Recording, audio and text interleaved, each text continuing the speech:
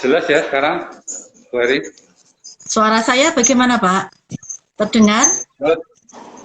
Merdu, jelas. Wes, sip. Ya. Selamat pagi teman-teman semua. Ada Eva. Halo Eva. Satu kamar atau beda kamar, Eva?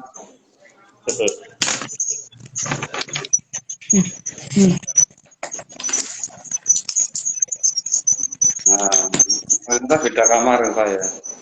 Ya, beda kamar. Pak. Boleh kita mulai Pak Bu Ari? Oke, Pak. Karena ini tidak bayar, jadi 1 jam putus otomatis. Daripada Oke. ini obrolan seru belum selesai, saya copot masker ya sendiri, tidak apa-apa ya. Ya. Nggak kelihatan sekarang. Tiba-tiba pedet gitu kan, tidak enak. Pagi teman-teman, pagi Pak Ang. Udah DO berapa Pak Ang? Saya 1 hari ini Pak Ang. Sebelum saya berbincang mengenai pendidikan usia dini, seperti usia saya yang masih dini gitu ya. Dini ya ini. Saya ingin membacakan sedikit profil dari Ibu Diana Aryani, SPD ya Bu ya? Iya, Pak. Sarjana pendidikan dulu bahasa Inggris kayaknya Bu ya? Iya, betul. Terus ada jabatan lain mungkin Bu di belakangnya untuk saya update mungkin? Ya, saya sempat mengambil ini pendidikan holistik untuk anak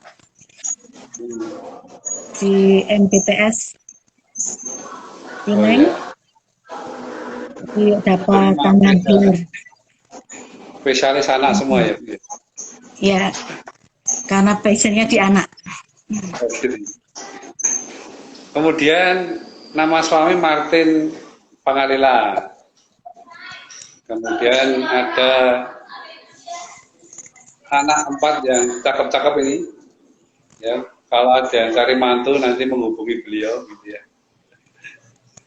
Lovely Devina Pangalila, Levani Delsi Pangalila, Livia Dalin Pangalila, Lauren Dominic Pangalila. Namanya keren-keren, seperti wajahnya. Amin. Kemudian Ibu Ari sudah 97 ya, memulai mendidik anak usia dini, dan di 2004 mengelola PAUD, pendidikan anak usia dini Apple Kids di Salatiga.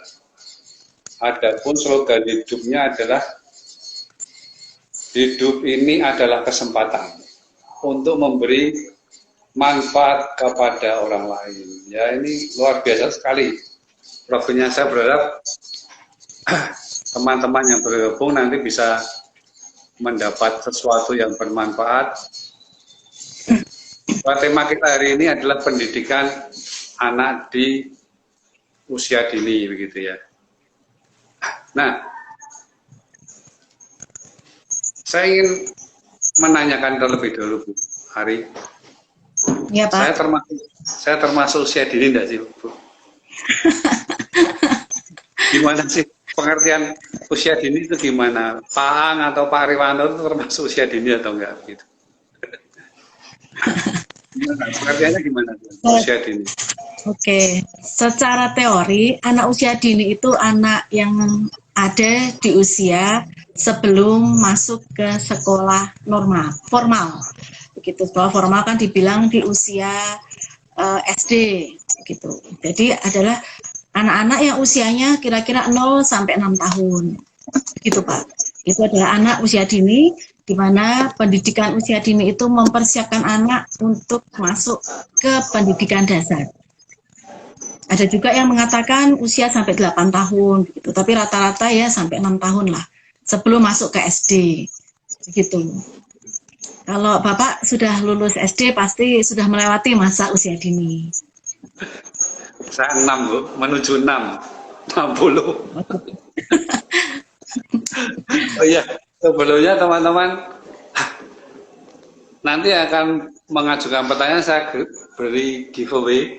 Ya, ini dari narasumber saya minggu lalu, Ibu Abigail Indiana. Beliau adalah penyiar dan teman saya, mencetak buku yang saya dorong terus akhirnya terwujud ya. Catatan kecil penyiar, nanti Ibu Hari saya kasih satu. Asik, siap. Teman-teman yang mengajukan pertanyaan, saya menyediakan 2 buku. Monggo nanti akan saya kirim, saya japri nanti. Ya. Nah, melanjutkan pembicaraan Bu Hari. Kan usia dini tadi 0 sampai 6 gitu ya. Ya. Bukankah itu apa sudah bisa begitu loh? Apa pentingnya lah kita kurang lebih gitu. Kok usia segitu sudah diajak mikir gitulah kurang lebih. Nah ini Pak, sebenarnya usia dini 0 sampai 6 itu kan dibilang golden age. Masa di mana perkembangan otak anak itu berkembang dengan sangat pesat. Jadi kurang lebih perkembangan anak itu bisa berkembang bisa maksimal sampai 50%. Sampai 80% di usia-usia seperti itu. Melewati usia 6-8 tahun, perkembangan otaknya juga tidak sepesat di usia dini. Jadi mengapa pendidikan di usia dini ini sebenarnya perlu diperhatikan, karena banyaknya stimulasi rangsangan yang diberikan di usia-usia tersebut itu membantu pertumbuhan di masa yang akan datang. Itu masih banyak sih yang mengabaikan hal ini. Untuk itu mungkin ini bisa juga disosialisasikan lebih lanjut bahwa pendidikan anak usia dini itu sangat penting. Tidak harus di sekolah, tetapi di rumah juga bisa dilakukan. Apalagi di masa-masa pandemi yang belum diizinkan untuk berkumpul bersama di sekolah. Begitu Pak Otni. Berarti kalau seusia saya ini yang 17 tahun sudah terlambat ya Bu, mengembangkan otak udah telat ya? Ya masih bisa sih, tapi kan tidak sepesat Pak, sepesat pada saat di usia-usia dini. Kata teorinya tuh ibarat seperti spons itu ya, itu kan pada saat spons itu kosong kemudian masuk ke air kan nyerapnya banyak. Nah anak usia dini itu seperti itu, menyerap semua informasi, semua apa yang dilihat, dirasakan, itu yang dipikirkan oleh orang yang dilihat dia cepat sekali ditangkap dan kemudian dipraktekkan gitu.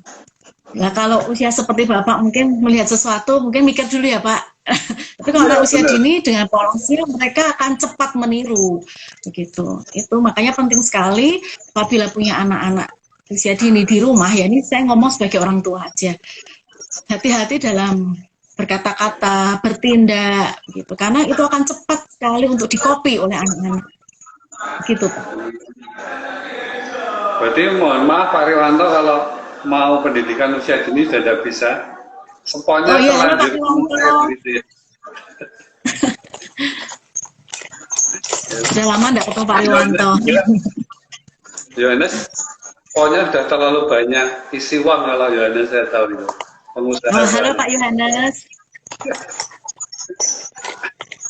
Jadi penting ya Bu ya, karena sponnya masih kosong, jadi lebih cenderung hati-hati gitu ya. Iya.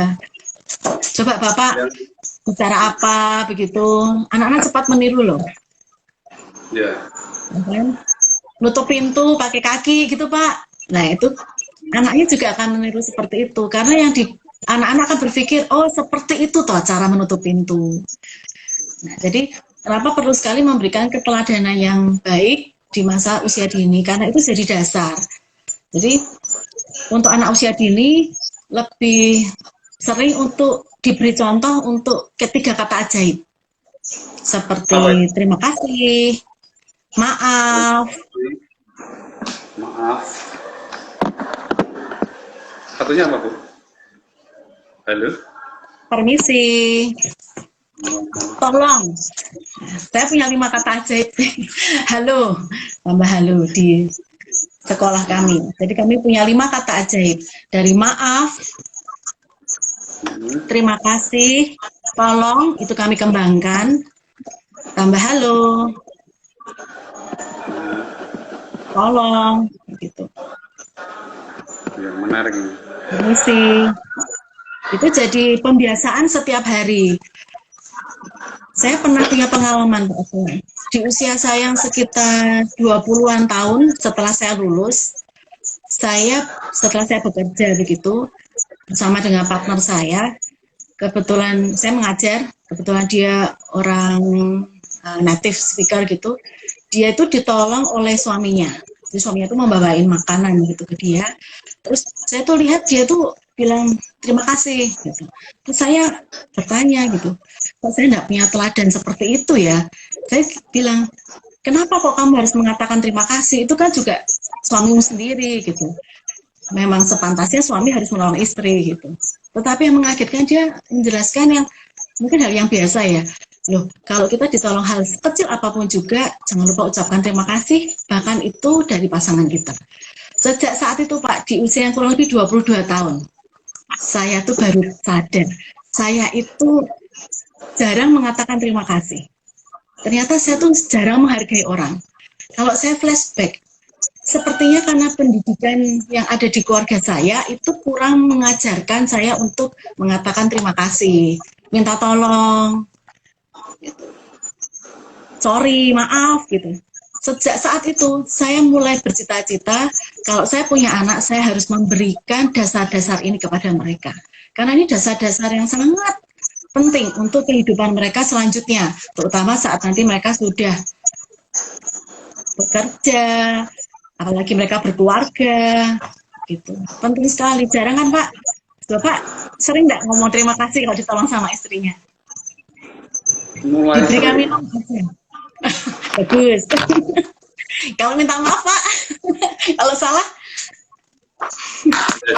Kita semua belajar. Nah itu Pak. Jadi saya di usia seperti ini pun saya terus berlatih. Berkata kepada anak saya, kan cenderungnya juga menyuruh gitu ya, ambilin minum atau ambilin buku gitu. Kadang-kala saya lupa menyisipkan kata tolong. Nah anak saya pun sering mengingatkan, lo mana kata tolongnya? Ternyata itu harus dibiasakan. Begitu. Jadi ini merupakan dasar pemikiran yang sangat sederhana yang membuat saya bercita-cita untuk membentuk anak-anak usia dini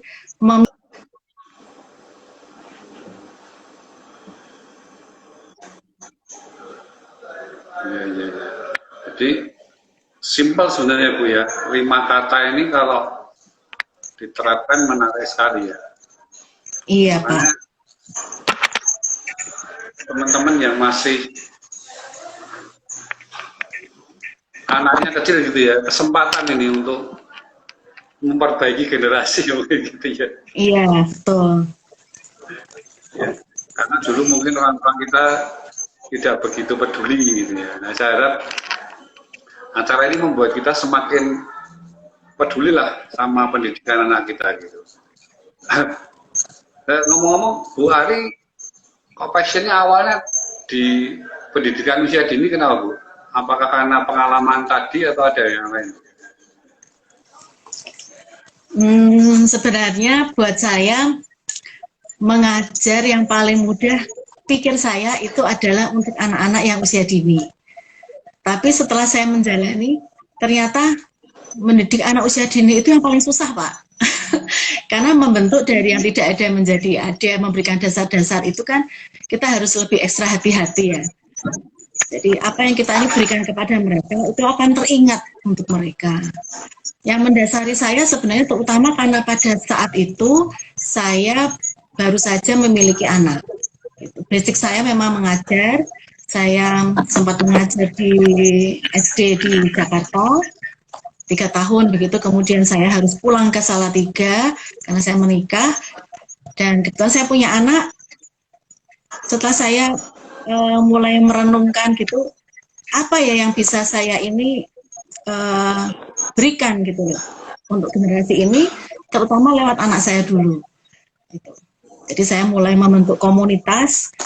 Waktu itu tahun 2004 saya membentuk komunitas 7 orang anak-anak. Saya izin orang tuanya, saya kumpulkan, yuk kita bermain dan belajar bersama. Setelah itu ternyata komunitas ini berkembang, ngajak teman-teman yang lain. Ya itu Pak, dan dasarnya memang saya pengen ada pendidikan usia dini, ya istilahnya kok dibilang mungkin level playgroup, TK begitu ya. Yang ada dasar-dasar budi pekertinya, pembentukan karakternya di situ. Kemudian kita bisa belajar basic English karena saya juga jurusan pendidikan bahasa Inggris di UKSW. Saya rindu anak-anak kecil gitu bisa belajar bahasa Inggris sejak usia dini. Kan memberikan stimulasi sejak usia dini akan memberikan kemudahan gitu Pak. Menyerap informasi sebanyak-banyaknya di usia dini akan memberikan kemampuan yang lebih mudah begitu untuk step-step berikutnya. Dan ternyata membiasakan anak-anak usia dini belajar bahasa Inggris yang sangat simpel itu lebih mudah Pak. Gitu. Lewat salam, gitu, good morning gitu setiap hari. Yang terlebih tadi Pak, yang 3 magic words, sorry, thank you, help me please, gitu. Tolong, gitu. Itu dibiasakan setiap hari kepada mereka dan ternyata mereka sangat enjoy dan mereka mampu untuk menerapkan penggunaan simple English sehari-hari. Jadi itu membuat saya ingin membuat pendidikan usia dini, yaitu saya membuat PAUD gitu ya, playgroup dan TK Apple Kids untuk anak usia dini supaya memberikan dasar-dasar budi pekerti yang baik kepada anak-anak, kemudian belajar bahasa Inggris sejak dini, belajar yang fun, yang simple fun, mudah, tidak seperti kalau kita sudah dewasa kan mau les bahasa Inggris apa les Mandarin gitu kan susah ya gitu. Tapi kalau dari usia dini karena tiap hari dengar gitu, mereka bisa loh gitu. Begitu Pak Alfian. Usia tua itu dedel Bu bahasa Inggrisnya Bu. Maksudnya susah. Gitu kan. Itu sponnya sudah terlalu banyak menyerap mungkin ya Pak. Menyerap yang lain-lain. Sponnya harus diperes dulu Bu. Iya. Nah, basicnya nanti budi pekerti ya. Iya Pak. Kira-kira apa yang dilakukan di Apple Kids ini Bu? Budi pekerti selain tadi dengan kalimat ajaib tadi apalagi ya Bu ya? Budi pekerti yang dipraktekkan di Apple Kids. Praktek untuk yang kita punya 5 magic words itu saya bilang itu jadi dasar ya untuk di Apple Kids sampai kami lukiskan gambarnya itu di dinding sekolah supaya setiap hari anak-anak bisa melihat, kemudian mendengar, merasakan sendiri. Oh kalau dibilang terima kasih itu mereka senang, kalau dibantu gitu mereka juga happy, sehingga kami juga ingatkan setelah dibantu bilang apa, thank you, terima kasih gitu. Kami ajarkan kepada mereka itu setiap hari paling cuma review sekitar 10-15 menit Pak, lewat lagu, lewat cerita drama atau lewat buku cerita dan praktek sehari-hari gitu. Itu yang kami ajarkan setiap hari kepada anak-anak yang bersekolah di Apple Kids. Harapan kami sebenarnya juga mereka bisa juga praktek di rumah untuk mempraktekkan 5 kata ajaib. Tetapi sekali lagi sekolah itu kan hanya sekitar 2-3 jam ya Pak. Dari 24 jam waktu di sekolah kita punya waktu 2-3 jam bersama dengan anak-anak murid. Selebihnya pasti bersama dengan orang tua. Kami tetap butuh bantuan orang tua untuk mereview kembali, mengingatkan kembali. Jadi intinya penting adalah kerjasama dengan orang tua. Jadi orang tua sudah tahu apa yang menjadi basic untuk anak, yaitu budi pekerti, tidak hanya untuk pelajaran baca tulis atau kognitifnya, tapi yang penting ini bisa dipraktekkan juga di rumah. Begitu Pak. Jadi metodenya tadi lewat ditempel gambar gitu Bu ya. Kemudian menyanyi, apalagi Bu? Untuk melatih budi pekerti gitu. Kok mereka praktek gitu Bu? Kalau sehari-hari di sekolah kan kita bisa kontrol anak-anak Pak. Jadi pada saat mungkin snack time gitu ya, ini ngomong semasa normal school ya Pak, ini kan masa pandemi. Di masa normal school, kami selalu kan kami guru bertemu dengan anak-anak setiap hari, kami praktekkan dari hal-hal yang kecil begitu. Seperti misalnya saat snack time mereka mau buka tutup botol gitu, nggak bisa, tutup botol minum bekal, kotak bekalnya juga nggak bisa. Kalau di rumah mungkin ada yang membantu, jadi langsung dibukain gitu. Kalau di sekolah kan mereka harus belajar mandiri. Bantuan dari guru kan seminimal mungkin sesuai dengan usia anak. Jadi kalau anaknya memang usianya masih sekitar 2-3 tahun, pasti kita bantu untuk bukakan bekalnya ya. Tapi kita akan coba dulu untuk, ayo dibuka dulu, kita memberikan encouragement dulu, memberikan semangat buat mereka. Nah, kebanyakan kalau mereka banyak dibantu di rumah, pasti kan ngomong sama missnya, miss bukain. Nah, kita ajarkan mereka, kalau minta tolong bilang apa, gitu. Kalau minta dibukain bilang apa dulu, tolong gitu. Setelah dibuka, kita bukakan, kemudian nanti kan mereka langsung ambil. Kita ingatkan juga, ayo bilang apa dulu, sudah dibantuin, thank you miss, nah, good job. Nah, kita berikan penghargaan kepada mereka juga. Itu pada saat mereka sedang makan snack. Kemudian pada saat mungkin mereka sedang menerima lembar worksheet ataupun pekerjaan ataupun buku komunikasi dari sekolah itu untuk dimasukkan ke tas, biasanya kami panggil namanya, mereka juga kami latih untuk menjawab begitu, misalnya dipanggil ya namanya, misalnya namanya Budi gitu, Budi ini pakai bahasa Inggris juga, this is your book misalnya gitu. Kemudian Budi tidak cuma asal terima, tapi ayo bilang apa dulu, thank you. Jadi kami membiasakan seperti itu Pak kepada anak-anak. Kalau kita ada kesempatan bicara dengan orang tua, kita juga lapor ke orang tua habis pulang sekolah gitu, Bu atau Mama, Papa tadi sudah pintar, sudah bisa buka tutup bekalnya sendiri, juga sudah bilang terima kasih saat dibantu, nanti di rumah bisa dilatihkan lagi ya. Jadi kami encourage orang tua juga demikian. Jadi tetap berpartner dengan orang tua ya, Bu ya. Oh, sangat penting orang tua Pak, karena waktunya bersama dengan orang tua lebih banyak. Kami hanya istilahnya apa ya, partner di sekolah. Kami perpanjangan tangan orang tua. Kami hanya ibu dan bapak saat di sekolah yang hanya 2-3 jam. Tapi tetap orang tua adalah guru yang terbaik buat anak. Terus kalau kondisi gini Bu, ini kan belum pada kumpul ya. Ini apa nih yang dilakukan Apple Kids untuk orang tua dan anak mereka itu apa yang dilakukan? Mungkin bisa cerita sedikit. Iya, saat ini karena kondisinya sedang pandemi, sudah beberapa bulan ini tidak boleh berkumpul, akhirnya mau tidak mau seperti arahan dari Bapak Menteri Pendidikan juga sekolah masih lewat daring. Begitu, karena kalau kami memanggil anak-anak ke sekolah juga dilarang, tidak diperbolehkan.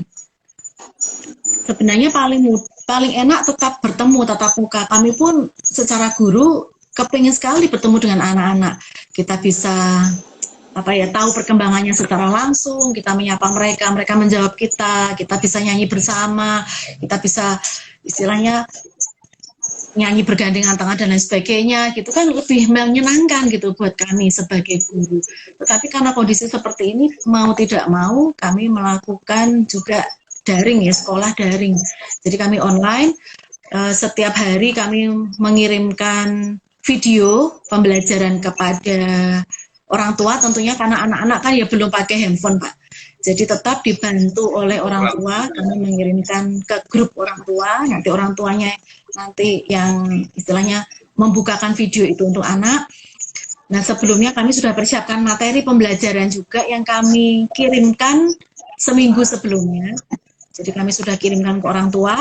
Saat orang tua nanti di hari Senin, Selasa, Rabu, Kamis gitu, mereka sudah tahu kumpulan materinya di hari Senin apa, Selasa apa, gitu. Nanti tinggal klik videonya sesuai dengan harinya dan ambil aktivitas sesuai dengan hari yang sudah diberi catatan oleh guru. Nanti kalau di hari Jumat kita mengadakan Zoom atau Google Meet dengan anak-anak, untuk menyapa anak-anak. Itu pun kami bikinnya skalanya kecil. Kalau anak usia dini, nggak bisa Pak, seperti satu kelas isi 10 atau 15 gitu, bersama-sama gitu belum bisa. Kalau anak usia dini tetap harus skalanya kecil, mungkin berempat gitu kan, bisa menyapa anak-anak. Itu yang kita lakukan. Jadi tetap kita butuh bantuan orang tua. Karena orang tua nanti yang membantu untuk men-settingkan. Itu yang kami Ada lakukan. Kami melakukan kunjungan tapi dengan sesuai protokol kesehatan. Pakai masker, face shield bila diperlukan, tidak kontak fisik kepada anak-anak. Padahal, aduh kami rindu sekali bisa kontak fisik dengan anak-anak. Usia dini kan ya, bentuknya pasti harus dengan kontak fisik ya. Tapi kami menahan diri. Guru-guru sangat menahan diri untuk tidak kontak fisik dengan anak-anak. Jadi tetap jaga jarak, kami menyapa mereka, mendatangi rumah mereka, menanyakan kabar. Kemudian mungkin ada sedikit kegiatan bersama dengan mereka. Karena kami juga tidak, memang tidak berlama-lama, gitu. Sesuai dengan SOP yang kami bikin, kami memang diusahakan kami tidak terlalu lama untuk kontak dengan anak. Paling sekitar ya 15 menit, 20 menit menanyakan kabar mereka, juga berbicara dengan orang tua. Itu kami gilir untuk mengunjungi anak-anak. Begitu. menarik sekali Bu. Ini orang tuanya bisa jadi guru habis ini Bu. Bu Ari rekrut aja mereka. Orang tua hebat sekali. Nah, ya. Sebenarnya kami sangat sedih dengan kondisi yang seperti ini, karena orang tua juga punya banyak hal ya yang perlu dilakukan. Mungkin juga kondisi pekerjaan yang juga terkena imbas dari pandemi ini. Mereka juga masih harus mengajari anak. Kami juga turut prihatin. Tetapi karena memang kondisi tidak memungkinkan kami untuk mengadakan pertemuan dengan anak-anak, ya kami minta maaf kepada semua orang tua kalau orang tua harus menjadi guru ya di rumah. Tetapi memang tidak sepenuhnya orang tua sebagai guru. Tapi izinkan ini kami menjadi partner bersama dengan orang tua. Saat ada permasalahan dengan anak, mungkin dengan bahan-bahan yang kami bagikan lewat video ataupun materi yang dibagikan ada kendala, orang tua kami mohon untuk tetap berkonsultasi, tetap menghubungi guru kelas. Gitu. Nah, ada kisah menarik enggak Bu? Sebelum pandemi mungkin yang mana orang tua itu ya menitipkan kan anaknya kayak apa gitu, itu mungkin ada kisah menarik yang bisa diceritakan ke kita-kita. Sebenarnya banyak kisah yang menarik, mengharukan gitu. Nah. Tetapi mungkin saya yang ingat ini Pak, karena Apple Kids ini sudah berdiri sejak tahun 2004, jadi ini sudah 16 tahun berjalan.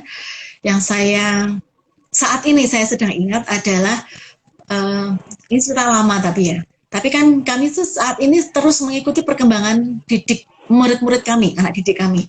Jadi kami mengikuti perkembangan mereka dari kecil sampai sekarang. Sudah jadi apa ya gitu. Karena visi kami kan pengen sebenarnya dari karakter yang terbentuk, mereka bisa menjadi pemimpin yang handal di masa depan. Jadi keinginan kami punya visi setiap dari anak-anak Apple Kids akan menjadi pemimpin masa depan yang bisa berguna buat bangsa ini, bahkan buat dunia ini. Itu yang menjadi kerinduan kami. Gitu. Nah, kami ikuti perkembangan mereka. Kami masih juga japri dengan orang tua yang pernah menitipkan anaknya di Apple Kids selama usia dini. Kami masih terus kontak dan terus saling menyemangati satu dengan yang lain. Yang saya ingat itu ini, sekitar beberapa tahun yang lalu ada anak murid kami yang sekarang ini sudah usia SMA, kelas SMA. Nah, pada saat kan memang usia dini itu kan kami tidak boleh memaksakan anak untuk belajar baca tulis toh Pak. Secara kognitif kami tidak boleh memaksakan mereka. Karena memang usia dini ini anak-anak harus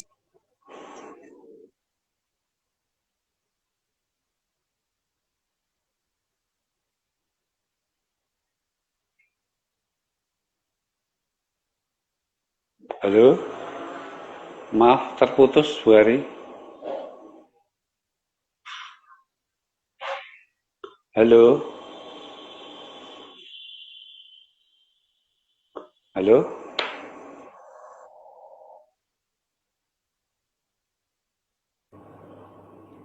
Ah, maaf putus teman-teman. Bu Arinya hilang.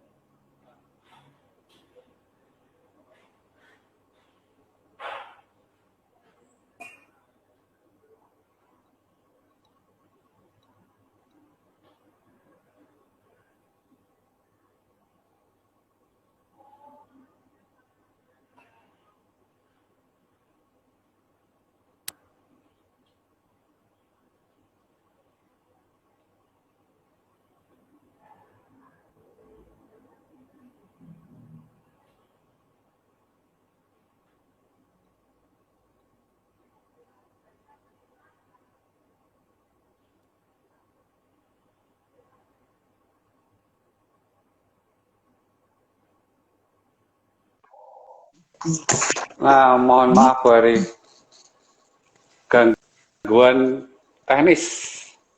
Oh iya Pak. Dengar? Ya, Nah, sudah mohon dengar. dulang Boleh. dikit tadi masih Boleh. bercerita mengenai alumni Apple Kit loh, ikatan Iya, Pak. alumni Apple Kit ya. Mungkin dulang dikit lagi. Iya. Karena kita ini kan sebagai tenaga pendidik itu kan juga terus berproses, terus belajar. Kita juga dalam hidup kan terus belajar ya Pak. Pada saat anak ini yang di usia SMA ini, zaman dulu mungkin keinginan orang tua ataupun keinginan kami itu juga mengejarnya secara kognitif gitu ya, secara ilmu untuk bisa baca tulis atau apa gitu. Tetapi pada saat itu kami sudah sadar karena kami juga dapat pengarahan dari dinas juga bahwa untuk usia anak TK tidak diperbolehkan untuk mengajarkan baca tulis, hanya distimulasi, diperkenalkan Pak, begitu. Dan memang anak tersebut memang belum terlalu lancar untuk baca tulisnya sampai lulus dari TK dan masuk ke SD. Dan kalau di SD itu kan 3 bulan pertama itu sudah ada tes ya, tes tengah semester 1. Nah itu kan pertanyaan-pertanyaannya kan harus menulis. Contohnya gini, warna bendera Indonesia adalah titik-titik dan titik-titik. Begitu. Anak-anak kan diminta untuk bisa menulis dalam waktu 3 bulan di kelas SD pertama ya. Gitu. Nah ternyata anak ini mengalami kesulitan juga gitu. Sampai ada beberapa waktu, hampir setahun lah dia ada mengalami kesulitan untuk istilahnya belum lancar baca tulis lah, begitu simpelnya begitu. Nah, tentu itu juga menjadi beban gitu buat saya yang mengikuti cerita dari mamanya, kan kami masih sering kontak. Tetapi beberapa tahun setelah itu, mungkin sekitar kelas 3, di kelas 4, ya lama-lama juga lancar sendiri karena sudah terbiasa berlatih membaca dan menulis, tidak ada masalah ya di kelas berikutnya. Hanya kan pergumulannya pada saat lulus dari TK masuk ke SD, kok belum bisa baca tulis, belajar apa di Apple Kids, nah, contohnya kan begitu kan yang jadi concernnya. Tapi tanpa kita semua sadari bahwa kepandaian anak itu tidak semata-mata di bagian kognitif saja, tetapi diperlukan juga keterampilan-keterampilan yang lain. Kalau kita bilang ini ya, kayak multiple intelligence gitu. Kita dibilang cerdas kalau kita bisa matematika, bisa berhitung gitu ya Pak. Nah itu kita baru dibilang cerdas. Tapi sebenarnya, ya pada umumnya. Pada sebenarnya pengertian itu harus dipatahkan. Setiap anak itu cerdas. Gitu. Jadi anak itu cerdas bukan karena dia sudah bisa baca dan tulis, tetapi dia bisa membawa diri, bisa emosionalnya juga terkontrol dengan baik. Itu juga cerdas sebenarnya. Dia bisa bersikap sopan, itu cerdas daripada dia pintar, tetapi dia tidak sopan. Kan enak punya anak yang biasa-biasa aja, tetapi sopan, tetapi bisa bergaul dengan teman. Punya anak 4 yang saya masih proses untuk belajar mendidik mereka dengan lebih baik. Saya tidak bilang anak saya sempurna. Saya dan suami saya masih belajar lah untuk mendidik anak sampai saat ini juga. Nah, saya ceritain tadi anak tadi ya, di usia di kelas 3 dan kelas 4 ternyata dia punya kecerdasan yang lain. Kecerdasannya ternyata dia di motorik, di gerak, di kinestetik. Anak ini menjuarai lomba-lomba tari itu sampai tidak cuma tingkat kecamatan, kan ada tuh Pak tingkat lomba di sekolah tingkat kecamatan, nanti kalau menang di tingkat kota, menang lagi sampai ke Jakarta. Dan anak ini menang sampai ke Jakarta, membawa nama sekolah sampai ke Jakarta. Mungkin secara pelajaran mungkin tidak semenonjol teman-teman yang lain. Tapi saya juga tidak mengikuti, karena buat saya dengan anak ini sudah bisa membawa nama sekolah ya, membawa prestasi sampai ke Jakarta, itu sudah sangat luar biasa. Dan saya dengar lagi di usia-usia yang SMA ini, anak ini kecerdasannya itu bertambah. Dia ada lomba musik yang juga sampai di Jakarta dan menang juga. Begitu, lomba instrumen. Gitu. Jadi itu membukakan mata kita semua bahwa baca tulis itu bukan satu-satunya indikasi bahwa anak itu cerdas. Jadi kadang-kala nanti seperti ada katup-katup kecerdasan yang akan terbuka di usia-usia tertentu. Jadi orang tua jangan merasa sedih pada saat, loh anak saya sudah mau TK kecil atau sudah mau TK besar kok belum bisa baca, belum bisa tulis. Itu bukan yang utama. Tetapi yang utama adalah budi pekerti yang terus diajarkan kepada mereka, kemandirian, kecerdasan emosi. Jadi istilahnya apa ya Pak? Kalau kita bahasa sehari-hari itu tidak mutungan gitu ya. Jadi kalau misalnya bermain mungkin ada kalah ada menang gitu, itu yang tidak mutung kalau kalah, tapi bisa menerima kekalahan, bisa menerima juga kemenangan juga dengan tidak terlalu over tapi tetap rendah hati. Nah nilai-nilai itu yang sebenarnya harus diperhatikan oleh orang tua. Itu yang buat saya terkesan sampai sekarang. Jadi bukan berarti kalau sudah pintar baca tulis itu jadi segalanya. Tapi setiap anak pasti punya kecerdasan yang orang tua harus cukup sabar untuk menunggu. Ada di suatu titik nanti kita akan melihat, oh ternyata anakku berprestasi di sini. Kemudian satu lagi yang saya ingin juga mungkin menghimbau, apabila ada orang tua yang di sini masih punya anak di usia dini, itu mungkin bukan hal yang mudah ya untuk mengajar mereka di rumah dengan materi yang diberikan oleh guru. Jangan ini menjadi beban buat orang tua. Kita apa? Pada saat kondisi kita juga tidak fit secara kondisi hati, secara pikiran tidak fit, gitu ya, kondisinya tidak baik. Mungkin kita ini punya banyak pergumulan di pekerjaan dan lain-lain, atau hubungan dengan suami istri yang sedang berat itu lebih baik tidak mengajar anak-anak dulu. Maksudnya tidak mengajar, tidak mendampingi anak belajar loh ya Pak. Begitu. Tidak mendampingi anak belajar lebih dahulu, tapi tunggu kondisi hati tenang dulu. Karena kondisi hati yang kemerungsung, bingung, cemas, itu pasti akan mempengaruhi pada saat kita mendampingi anak belajar di rumah. Ini kok enggak pintar-pintar, kok enggak mudeng-mudeng misalnya, jadi kita marah. Padahal sebenarnya mungkin cara kita menjelaskan ke mereka, begitu yang mungkin belum pas. Jadi tunggu emosi kita juga baik dulu, emosinya anak-anak juga baik dulu, gitu. Ada anak-anak yang sedang enggak mood, gitu. Apalagi untuk anak yang usia playgroup, begitu kan moodnya kan tergantung ya. Kalau dia sedang enggak mood, kita paksa, wong enggak mood aja kita bangunin untuk ke sekolah, dia marah. Gitu. Kita tunggu moodnya dulu. Kalau moodnya sudah baik, gitu ya, sudah happy, kita buat happy dulu. Baru yuk kita main sama-sama. Kadang-kala saya tidak setuju dengan sebenarnya. Betul nggak Pak? Kalau Bapak diajak, yuk kita belajar gitu. Nggak semuanya mau loh. Ini saya bangga dengan Bapak teruskan S2 banget ya Pak Otniel. Itu tidak semua semangat untuk belajar. Nah, terutama untuk anak-anak, kata belajar itu kadang menakutkan. Tapi mungkin kita bisa bilang kepada mereka, yuk kita main. Padahal dalam bermain itu kita bisa belajar. Ini untuk anak yang usia playgroup ya, 3, 4, gitu. Mungkin sampai usia 5 juga nggak suka itu belajar. Tetapi yuk bermain. Misalnya apa? Kalau bermain berhitung gitu ya. Mungkin bisa loh menghitung sendok garpu yang ada di rumah, menghitung piring yang ada di rumah. Nah, itu kan lebih penting gitu sebenarnya. Feel-nya lebih dapat gitu. Dan kegiatan apa yang bisa dilakukan orang tua di rumah saat-saat ini sebenarnya bisa banyak. Ini kesempatan emas gitu. Kalau dulu banyak ya orang tua, aduh aku enggak punya banyak waktu bersama dengan anak-anak karena aku sibuk bekerja dan lain sebagainya. Ini kesempatan kita ini punya banyak waktu bersama dengan anak di rumah. Ini terlepas dari orang tua yang sudah kembali bekerja normal ya. Nah, ibu-ibu yang punya banyak waktu di rumah, gunakan waktu ini dengan sebaik-baiknya.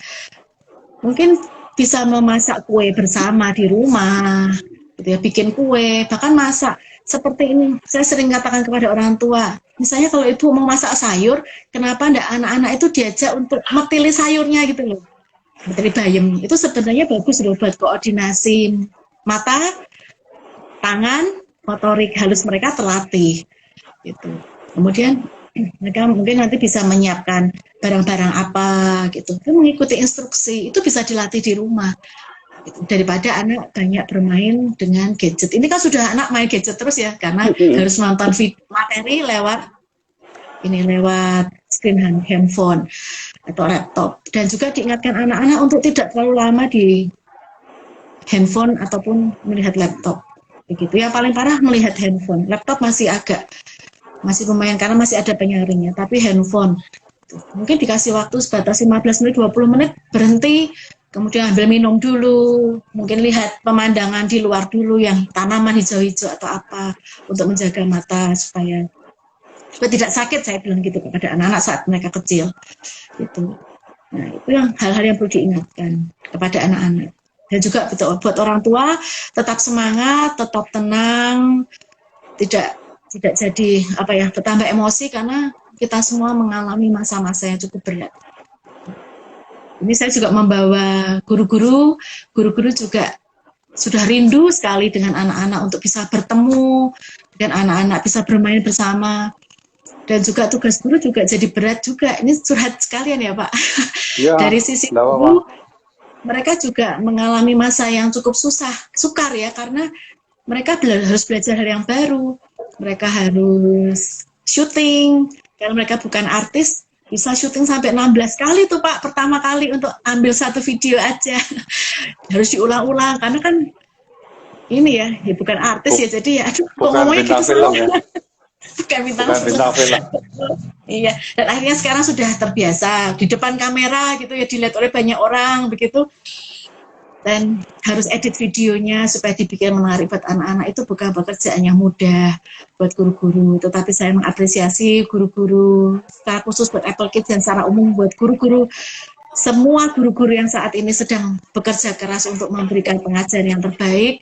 Saya tahu mereka berusaha untuk melayani anak-anak dan orang tua dengan yang terbaik. Begitu. Jadi tetap semangat buat semua orang tua ataupun guru-guru, karena guru-guru terlebih juga mengalami kendala. Mereka pulang harus sampai edit video, kadang sampai sore gitu. Mereka online dengan anak-anaknya, terutama yang usia dini juga sepulangnya mereka di rumah. Jadi kondisi juga sudah sore ataupun bahkan malam kalau mereka ada acara. Saya sering ingatkan kepada guru-guru di Apple Kids, kalau sedang mendampingi anak-anak, jaga hati. Jangan sampai beban-beban yang saat ini kamu ini sedang alami gitu, ketransfer gitu ke anak-anak. Itu ciptakan tetap sukacita, karena mereka juga tidak menginginkan hal ini kan, kondisi seperti ini. Jadi tetap jaga hati, kalau memang tidak fit kondisinya, mending di stop dulu, belajarnya ditunda dulu. Begitu, jangan sampai takut karena kalau guru-guru meminta ini ya, deadline-nya kapan begitu. Pasti kalau usia dini beda kan dengannya SD ataupun SMP, SMA. Bahkan kalau kita punya masalah sebenarnya kita bisa japri ke gurunya. Kalau itu usia, anak saya juga ada yang usia SMP, SMA gitu. Kalaupun memang tidak bisa mengerjakan tepat waktu, minta excuse gitu ya. Hubungi gurunya untuk minta excuse. Mohon maaf belum bisa mengumpulkan karena kami sedang ada kendala begini. Dan begitu, pasti guru tahu kok. Gitu. Dan tidak akan langsung diberi nilai, nilai merah gitu kan, tidak. Tapi pasti ada dispensasi khusus lah. Begitu. Jadi tetap komunikasi dengan orang tua itu yang begitu. Begitu Pak. Dan saat-saat ini mungkin saya bisa tambahkan untuk orang tua yang punya anak-anak di usia dini, mungkin sampai kelas 3 SD begitu, perbanyak kontak fisik dengan mereka lewat permainan-permainan begitu. Banyak permainan-permainan yang tradisional yang bisa digali lebih lagi, permainan yang sebenarnya murah, nggak harus beli PS gitu ya. Tapi permainan yang lama yang mungkin bisa dicari lagi kalau masih ada, seperti dakon gitu. Mungkin main kalau masih ada kuartet gitu ya, atau Uno kemudian Otelo gitu ya. Nah, itu permainan yang mengasah otak, mengatur strategi, halma, segala. Itu permainan yang sangat bagus buat anak-anak. Gitu. Jadi, ada waktu di rumah, gunakan itu dengan sebaik. Karena itu keterampilan motoriknya juga terus terasah. Saya pernah punya murid yang di usia TK besar gitu, ternyata keterampilan untuk memegang pensilnya juga masih susah gitu, karena terlalu banyak waktu lebih ke gadget, ya lebih sering nonton YouTube gitu. Ya tidak bisa menyalahkan orang tua kalau anak sudah istilahnya addiction gitu ya. Tetap dibutuhkan kerjasama lah, pengertian orang tua untuk apa yang harus kita ini bantu untuk anak begitu. Ya betul, bekelan, monopoli, itu penting loh, koordinasi mata, otak, tangan. Gitu. Itu kayaknya Pak Yayan suka bekelan ya, waktu kecil, dan juga monopoli. Kalau cowok dulu ada umbul, main gambar gitu. Main setin Pak, main kelereng. Main kelereng, ya, ini menarik itu. Pak Yanuar mungkin bisa jualan di sini umbul atau kelerengnya. Ya, tidak terasa hampir sejam loh Bu, ini sudah 50 menit kita ngobrol. Ya. Nah, Pak, saya mau nambahin. Ya. Kalau kemarin, tadi kan Bapak mau bagi buku ya. Nanti minggu depan saya mau bagi buku Pak. Saya mau bagi buku. Nah, saya juga pamer buku. Nah, ini buku Anakku Guru Istimewa. Nah, dari sini saya besok mau bagi buat Pak Otniel untuk periode berikutnya bisa dibagikan kepada para pendengar setianya IG Pak Otniel. Di sini adalah buku antologi tentang istimewanya anak, di mana kita sebagai orang tua itu bisa belajar banyak dari anak. Kebetulan saya menulis 2 artikel Pak di dalamnya. Gitu. Nanti saya berikan untuk habis ini Bu Ari nulis buku sendiri ya. Amin. Jangan cuma 2 artikel. Jangan cuma 2 artikel tapi 2 buku Bu. Ya Pak, kalau bisa lebih dari 2 buku ya Pak. Nah, betul. Sebelum mengakhiri, ada beberapa highlight dari saya begitu ya. Yang pertama, nanti kalau salah ya Bu Hari bisa koreksi gitu. Di usia dini jangan diremehkan begitu ya.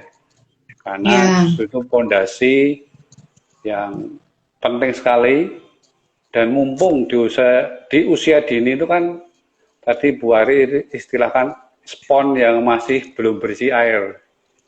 Itu ya, menjadi bekal seumur hidup begitu ya. Nah, ya, jadi kita sebagai orang tua mungkin, sebagai kakak mungkin, ya kepada anak-anak kita, ingat apa yang kita tabur ke mereka itu pasti dimakan 100% begitu ya. Karena ya. sponnya masih kosong gitu. Nah, jadi saya berharap sharing dari Bu Ari, pakar pendidikan anak usia dini gitu ya. Masih Mungkin belajar kita Pak, saya masih terus belajar. besok seminar tuh kalau ini kayaknya IGTV sejam nggak cukup. Nanti kita adakan webinar seri khusus mendidik anak usia dini ya. Siap-siap waktunya ya Bu nanti Bu ya. Ya, siap Pak. Nah itu dari saya, mungkin Ibu Hari sebelum tutup karena sejam ini nanti pedot bisa menambahkan. Oh ya. Saya mau sekali lagi mengencourage orang tua.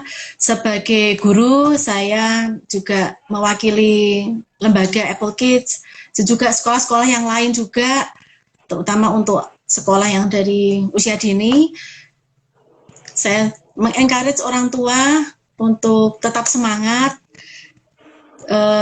mendampingi anak-anak dalam belajar, karena belajar itu tidak hanya dalam kertas, secari kertas saja ya, harus pakai worksheet, begitu tidak, tetapi lewat hal-hal sehari-hari itu kita bisa menjadi guru yang baik juga buat anak-anak kita, lewat keteladanan kita, lewat tutur kata kita, lewat sikap-sikap yang kita sebagai orang tua itu lakukan terhadap orang lain, itu akan menjadi teladan buat anak-anak. Dan teladan dari orang tua ini merupakan legacy gitu ya, merupakan warisan untuk anak-anak. Karena anak-anak akan lebih ingat apa yang pernah mereka lihat, mereka rasakan, sampai mereka dewasa kelak, bahkan itu akan jadi legacy juga, warisan untuk anak cucu. Gitu. Jadi tutur kata yang sopan, menghargai, berterima kasih, itu paling tidak itu adalah warisan yang sangat simpel. Kalau kita tidak bisa memberikan warisan uang yang banyak gitu kepada anak cucu kita, tetapi sikap-sikap keteladanan kita itu yang perlu kita berikan kepada anak-anak. Saya juga bicara di sini bukan berarti saya sudah sempurna, saya masih belajar untuk bisa menguasai diri, mengontrol emosi. Begitu saat berbicara dengan anak, saya masih terus belajar untuk bisa bersikap sabar kepada mereka. Saat mungkin anak-anak sudah nanti beranjak tambah dewasa, ilmu yang diperlukan oleh orang tua juga pasti bertambah. Untuk anak remaja tidak mungkin kita memakai ilmu saat menghadapi anak-anak di usia yang dini kan. Anak remaja kan tidak bisa hanya disuruh-suruh, tapi mereka juga perlu ditanya pendapatnya, pengertiannya seperti apa juga perlu lebih dijelaskan lebih detail. Seperti itu, orang tua tetap semangat untuk terus belajar, dan sekali lagi jangan pernah meremehkan anak. Karena anak kita tidak tahu loh mereka besok jadi apa. Tentu harapan kita anak boleh berguna bagi bangsa kita dan bahkan buat dunia ini. Ya. Nah, itu aja sih pesan buat orang tua, tetap semangat. Juga buat guru-guru semua se-Nusantara ataupun sedunia saat ini, tetap semangat. Kita tidak tahu murid kita besok jadi apa. Syukur-syukur jadi presiden. Amin. Amin. Nah, sebelum saya tutup, monggo diketik cepet-cepetan ya, 1 aja magic word yang tadi Ibu Hari sampaikan. Itulah 2 orang yang berhak untuk mendapat buku. Ya, waktu saya tinggal 1 menit ini, monggo segera saya tunggu sebelum pedot.